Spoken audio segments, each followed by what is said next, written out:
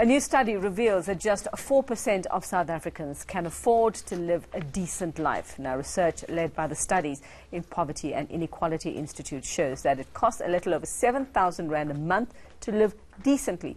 More concerning is that the number of people battling to survive on a daily basis has been increasing since 2011, along with the pace of inequality. Now, the Institute's Isabel Fry joining us this morning to explain what we mean by all of this. Isabel, good morning. Good morning, Becky. And just looking at this, the launch of the decent standard of living for South Africa, the index going to be released was released for the first time here. Let's start with, what exactly do we mean by a decent standard of living? What is it? Thank you. It's a very good question. For us, we were very concerned that the measures of poverty actually had very little to do with a life of decency. In South Africa, the Constitution guarantees a life of dignity to everybody, and that's really what was fought for, beyond political emancipation. A lot of the policies we found were being reduced in their targeting to just enable people to survive. So for us, the Decent Standard of Living Index is really something which is an aspirational target, as you mentioned, 7,043 rand per person per month in South Africa. But more importantly, it wasn't something that was just scientifically derived. It was based on 48 focus groups across the country, 9 of the 11 provinces, where we asked ordinary people what they thought constituted a decent standard of living, a life of dignity. And so from that we then constructed this index. We used the assistance of Statistics South Africa in order to verify it through a greater sampling.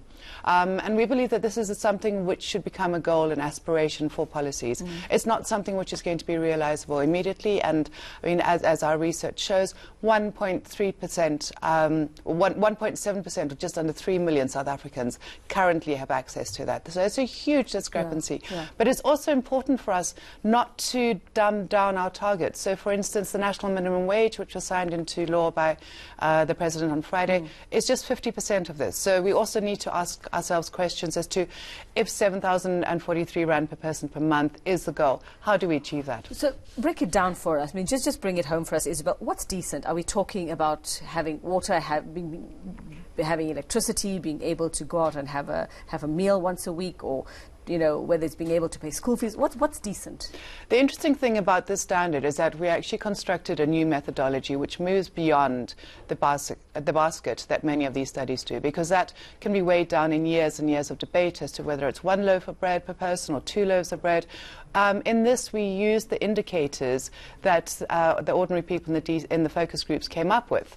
We constructed 21 proxy indicators. So those 21 indicators are what people said, if you have these, it shows that you have a decent standard of living.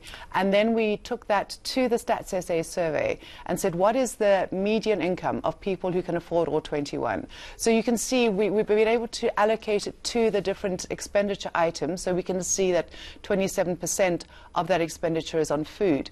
But instead of saying this is what is required, we're saying this is the income range that if you have this, you're able to afford these items, which then constitute decency.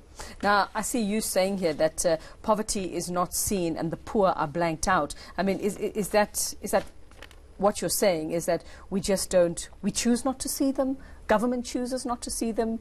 Who are they blanked out by? Yuveka, I think we need to acknowledge that the legacy of apartheid is still everywhere, and the spatial apartheid especially. So, whereas in the past you had influx control which prevented black people from coming into white areas, so now our view is really that both through economic instances and for other social reasons, poor people are not able to leave the townships or the rural areas, and so you have a kind of enforced distancing, which makes it much easier for the elite not to see the lived realities of the poor. And that's something which makes it less urgent. Really, our messaging through the release of this work, which happened, as you said, last week, is that we can't take a dysfunction and make it the norm. A bit like an abusive situation, which becomes the norm. So the levels of poverty are dysfunctional for a democracy. I think for me, one of the telling illustrations when I was talking to people, someone who's a very progressive person, drives a luxury car, planning his revolutionary trip to Cuba at the end of the year. When I mentioned 7,043, he said, isn't that a bit much? And my question was, a bit much for what? A bit much to live a life that's equal to yours? A bit much to live a life of decency? So it really is a sea change about seeing people beyond statistics and saying, this is what we would like everybody in South Africa to have.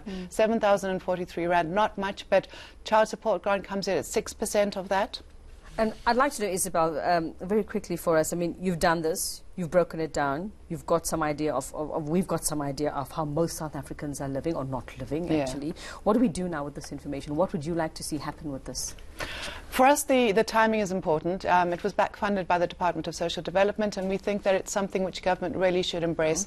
The recent United Nations recommendation that South Africa should have a decent standard of living index comes in at a really good time. But we've got to look forward to the new administration in 2019, which will set out the new 5-year goal. As SPY and with our colleagues, SASPRI and the Labour Research Service, we want this to be the goal that policies are aimed towards achieving within the next 5 years. We believe that this administration should and can, and we believe that rather than reducing our aspirations, we need to actually hear what people are saying.